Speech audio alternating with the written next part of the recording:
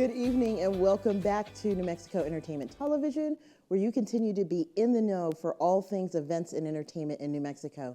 I'm Teresa Robinson, and on tonight's episode, we will be focusing on topics from our September issue, which is our music issue. On tonight's episode, we have Roman Barham with Monolith of the Mesa Music Festival, the band Dust City Opera, and a special interview with Tom Garrity, spokesperson with the Albuquerque International Balloon Fiesta, to discuss the 50th anniversary. So, let's get started. Monolith on the Mesa is a high desert experience. This 3-day festival in beautiful Taos, New Mexico, features a variety of hard rock music and installation art, accompanied by projected visuals around the compound. Today, we're glad to have Roman Barham, founder of the event, to tell us more. Thank you, Roman, for meeting with me today to talk more about the festival. I know you're a busy man, so I appreciate the time. Thank you so much. Thanks for inviting me too. I appreciate it. Oh, absolutely. So I wanted to start by asking, what makes this event so unique? Well, what makes Monolith so unique is like where it's at. It's like it's kind of in the middle of nowhere. I mean, it's in Taos, but it's outside of Taos, right by the gorge. So it's in the middle of nowhere, and the music kind of fits the environment. So it kind of goes well together, like nature, music, and usually a lot of a lot of the fests are in like the inner city and stuff. So there's a lot of traffic and stuff going on, but over there it's real nice and peaceful, and you can see all the stars in the sky. See, that's got to be the nice part. That's got to be the nice part. So your event is actually from where it's being held, which is the Taos Mesa Brewery. Yes. With the mothership, I believe it was called. It's very intimate and exclusive. Why was Taos Mesa the perfect setting for your event? Well, the other co-founder, the late Dano, he lived up there, and when me and him were putting together the idea of doing a festival, we wanted to do something a little different, because we thought about doing it in Albuquerque, Santa Fe, but he lived up in Taos, and he lived near the Taos Mesa Brewery. So once he showed me that area, I was hooked. I was just like, wow, this place is really beautiful. From there on, we were just like, well, this is the where it's going to happen, where we're going to plan it, and we met Jason, and he's amazing, and he works with us very well, and so it's nice. Talking about Dano, first of all, I'm sorry for the team's loss of losing a partner, your visionary partner here. How has taking over the torch been for this first event, not only without him, but also heading back after COVID? Yeah, it was hard, like losing Dano, because he was a really good friend, and we had a lot of good ideas and where we wanted to take Monolith, and I still remember a lot of those talks with him. So I could continue all the ideas that we both had, but I miss working with him. Like every day we would just call each other and just talk about like the a band that's confirmed, or talk about some other info. But it was always good, like just talking with him, and just I miss him a lot. But I definitely do remember all the things that he used to talk about and everything. So he is definitely still here. So just thinking back to when you started this process of creating this massive festival for yourself, what was the mission? Where do you want to see it all head to? It being like an independent festival, I want to see it grow, because I want people to know that me and Dano were fans of the music. We used to go to all these festivals together, and we would always like try to figure out what would make our fest better. So we just put all these ideas in our mind, and then made it happen. Like, because Monolith, we want we want it to be big. We want it to be a big festival where people all over the world come over and explore New Mexico, because New Mexico is so amazing, especially in like northern New Mexico. Like right now, the rivers are running. It's not that hot in the evenings. It's like upper 70s. It's like perfect right now. So that's where I really wanted to do the festival in the fall because I know how the northern New Mexico fall evenings are, and they're so amazing. So I want people to experience that too and fall in love with New Mexico.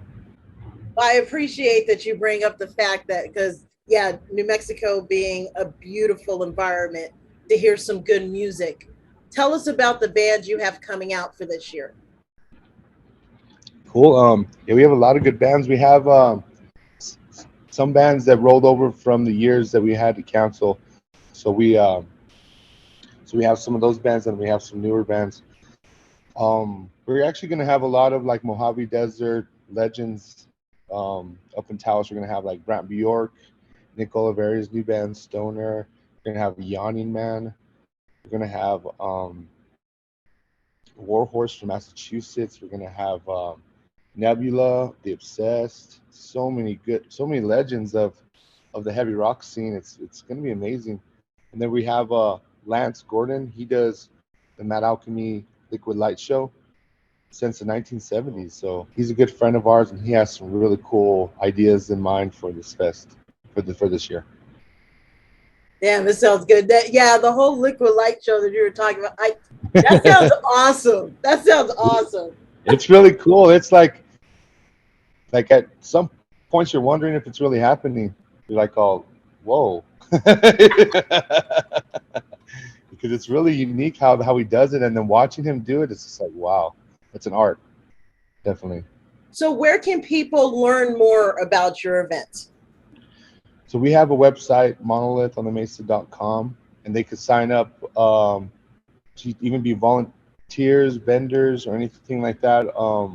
We have the lineup on there. We got links to the ticket purchasing, and then we have like info on the band, and we have info on like spots to stay. There's camping, and then there's also hotels in Taos. They're really nice, and we have a bunch of like a list of a whole bunch of stuff to do over there in Taos, other than because there's a part before the fest that you can go like wake up and go for a hike, or go by the river, go rafting, horseback riding. There's so many things to do up in Taos. The best thing to do is do an early morning hike, and it'll start your day off right.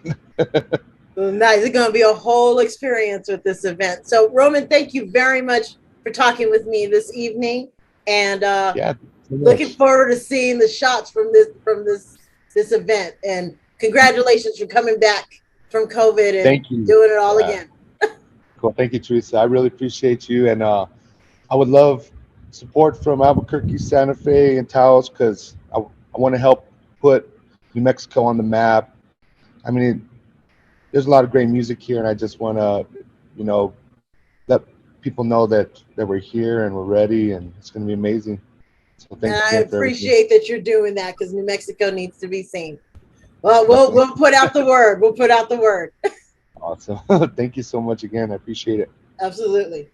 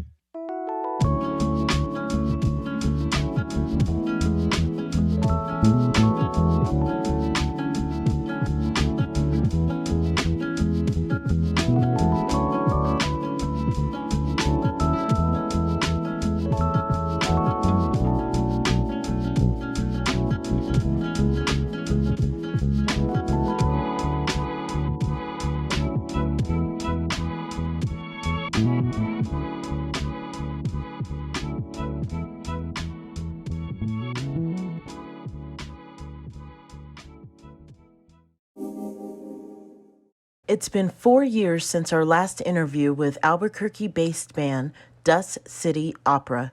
In that time, they have waded through the ups and downs and fused into a musical juggernaut, collaborating to form a new sound and building a solid fan base in the process.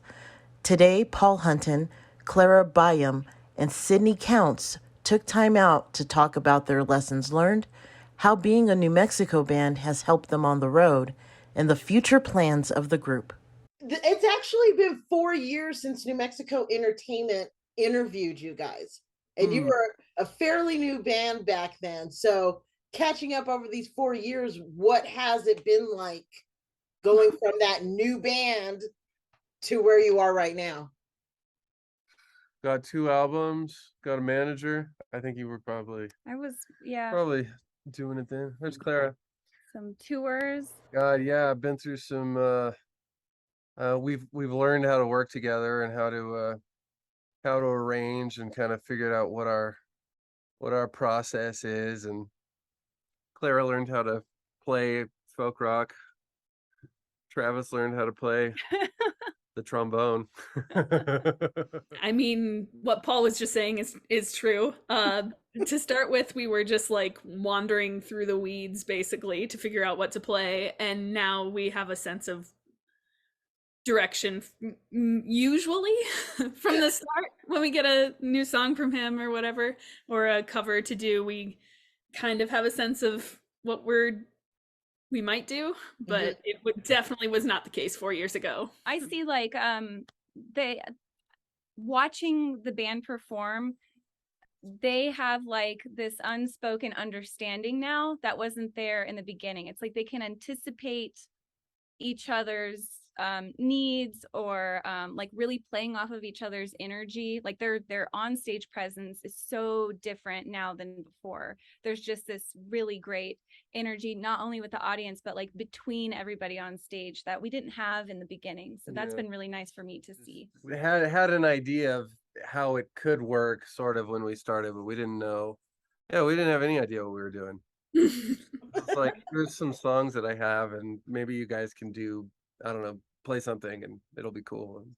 Now it is cool. So is there anything that you've learned being like the scrappy band from New Mexico that you have taken out past the land of enchantment, that you found, thank God we grew up here, that we can kind of, learn from the experiences of being on the road?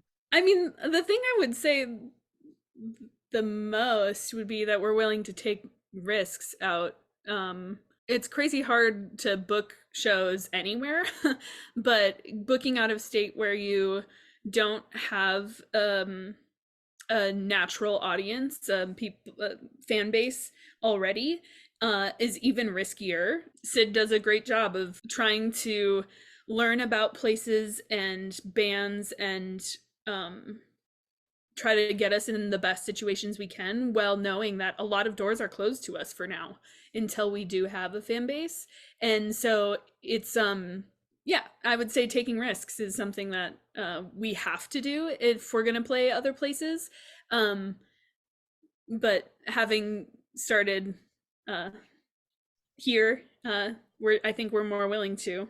If I heard correctly, October 7th, are you guys planning a garbage performance at the launch pad? That's right. That's correct. So every year, and huge shout out to Barney Lopez. This is his festival, and every year he puts on Night of the Living cover bands, and it has blown up into, I think this year, I want to say it's like 6 or 8 nights and almost 100 bands. Wow. And it's a chance for bands like us that do original music to transform into another band for one night. And they've done in the past David Bowie and Rolling Stones and Aerosmith and Cake. So this year we're taking a different approach and gonna do Garbage, and I'm really excited. I've been able to see the band perform, and everybody's in for a treat. So don't miss that show. You brought up now, over the past 4 years, you guys have gelled and figured out how the band works. Going through everything you've gone through in the 4 years, has the sound changed? What do you feel has differed from when it comes to the music, when it comes to your sound? Is Oh, it still the same from 4 years ago, or has it evolved into something else? We've grown in our abilities and ambitions. I think starting off, there were some like challenging covers and stuff, but there was like our song Stars, that was already written when we started, but we didn't know how to approach it because it was like it does a lot and harmonically it's complex, and like we didn't touch it for a while because it was like, what is this even? What the hell is even this? um, but now we've kind of figured out how to arrange ourselves, and then so yeah, Stars ended up on the newer album, and then Alien Summer's another one that's just like all over the place, but also fast pace and dynamic in terms of range, and we pull it off, and we know how to. We've grown from our kind of simple folksy beginnings into somewhat of a rock band. When we started, what Paul had often was conceived of for different instrumentation, different settings, other bands, and it was great to work through that to make it sound like Dust City. But now what he's writing, most of them are written specifically with us and our instrumentation in mind, and that leaves different spaces. It leaves different. We can make different sounds than a bluegrass band, Paul's other project, can, and so it feels like, although I had no idea this is where we were going, that this sound is actually ours. And I love the early stuff too. Like, I used to say I play in a folk rock band, and now I just say I play in a rock band. Well, guys, thank you for taking time out to talk to me this morning. I greatly appreciate it. Where can people find out more about you so we can keep building this fan base? Yeah, so dustcityopera.com, and I encourage anybody that wants to like keep up with our shows or our videos or any of that, get on our mailing list. You get a free song when you sign up, and that's sort of where we post on social media. But if you don't want to miss an announcement, we get everything out by email. So get on our mailing list, and you can find us on any social media platform, and yeah, and reach out if you want anything. Like, we're accessible.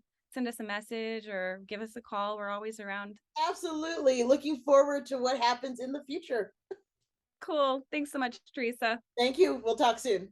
Thank All you. right. Bye.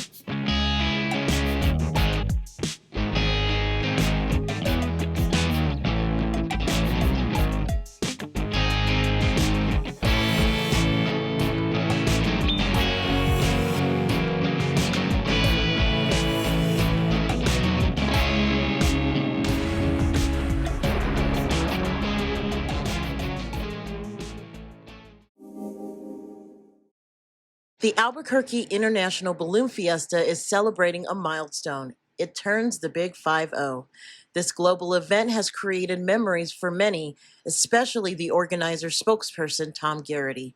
We visit him at the Balloon Fiesta offices to talk about what's in store for the 50th anniversary event. Tom, thank you for joining us today. I appreciate the time. You bet, Teresa. So this is the big 5-0 with the Balloon Fiesta. How does it feel to be celebrating a milestone? You know, everybody has been preparing for this for at least the last 3 to 4 years. Just planning different items. In fact, our official posters, and we're in the boardroom right now of the Balloon Fiesta, where we have all the official posters. And I guess you could say that the planning really started when the very first of the Balloon Fiesta posters for, let me see, that would lead up to the 50th event got started in 2018. And that was through a special partnership with Chuck Jones Studios because they started creating the first of what would be 6 different posters. And the final of that poster series is the 50th. So I guess to answer a long answer to a very short question is that 2018 is when we all started the planning for our 50th event. And we're so excited. And so let's step back. How did you get started working with the Balloon Fiesta in your capacity? So I was in TV news for a number of years. My last market that I worked in, I had a chance to work at KOAT here in Albuquerque. And I actually produced a Balloon Fiesta special in 1990 when I first moved to the state, earned an Emmy for it. And I thought, I kind of like this balloon thing. Mm-hmm. And then I went to go work with the Convention and Visitors Bureau, which is now Visit Albuquerque. And they said, we got to do something with those folks up north at the Balloon Fiesta. Mm-hmm. And I said, I know them. And so I went ahead and made that connection with then Jody Baugh, and who's leading the sponsorships at the time. And she said that she would like some assistance. So that's really how it started. And when I started my company back in 1997, we were fortunate enough, and still even today, to have them as a client. Well, being that this is a big event that's coming up, what can we expect to happen with this upcoming Balloon Fiesta in celebration? Yeah, so part of the celebration is going to be starting the day before the Fiesta as a part of Albuquerque Aloft on September 30th, where in addition to launching about 80 balloons from around Albuquerque, from different Albuquerque and Rio Rancho schools, we're going to be launching 13 balloons, just like we had in 1972, as a part of the celebration for KOB Radio. So that's going to be out at Coronado Center. And each of the 13 balloons are going to be representing one of the 13 pilots that participated in that very first event. We're going to recreate that on opening morning, which is also going to include an Air Force flyover, the big fast jets. They're going to be doing a flyover to help us to celebrate, because the Air Force is actually celebrating their 75th anniversary. So they have 25 years on us. Wow. And it'll just be a great celebration. We have 640 plus pilots that have been invited to fly this year at Balloon Fiesta. Our average for the last several years is right at about 505.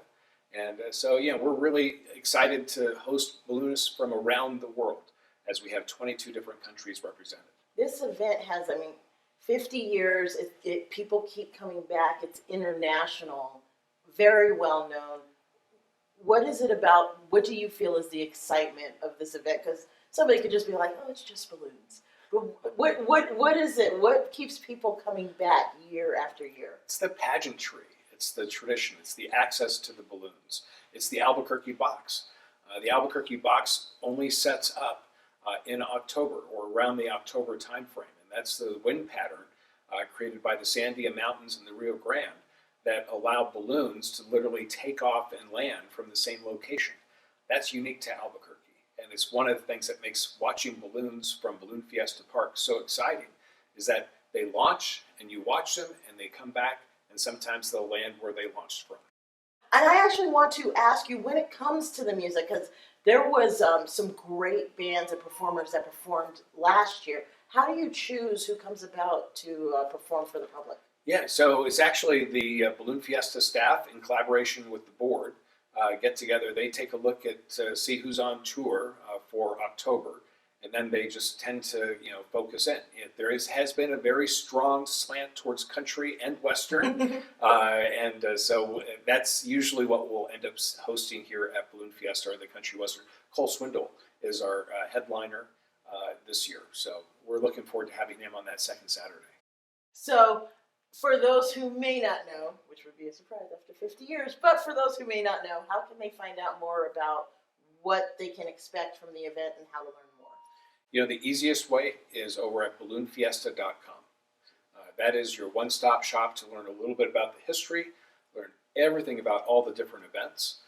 This year, some of the events that we're welcoming back include the Music Fiesta, which is the second Saturday of Balloon Fiesta. We have the Balloon Discovery Center making a return. So we're excited to have those, but you can visit the website at balloonfiesta.com. You can also buy your tickets there. It has all the information on when best to get to Balloon Fiesta and how to dress at Balloon Fiesta. Very good, very good. It's important to know, as I've experienced many a times. Well, Tom, thank you very much for taking the time out to talk with us, and we are definitely looking forward to this Balloon Fiesta. See you out there, Teresa. Thank you. You bet. We'll be back.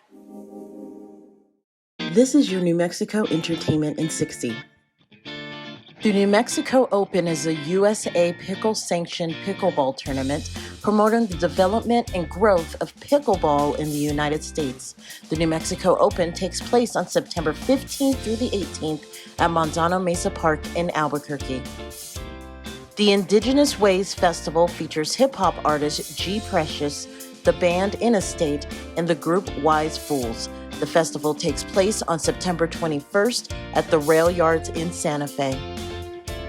The 20th annual Rio Abajo Becker Street Festival features a car show, live music, performances, food trucks, and art vendors celebrating the beloved valley. The festival takes place on September 24th on Becker Street in Belen. This has been your New Mexico Entertainment in 60. For more events and entertainment, visit nmentertains.com. Thank you for joining us on this month's episode of New Mexico Entertainment Television, where you continue to be in the know for all things events and entertainment in New Mexico. Join us next month where we talk about our October issue, which will be our fall issue. Have a good night.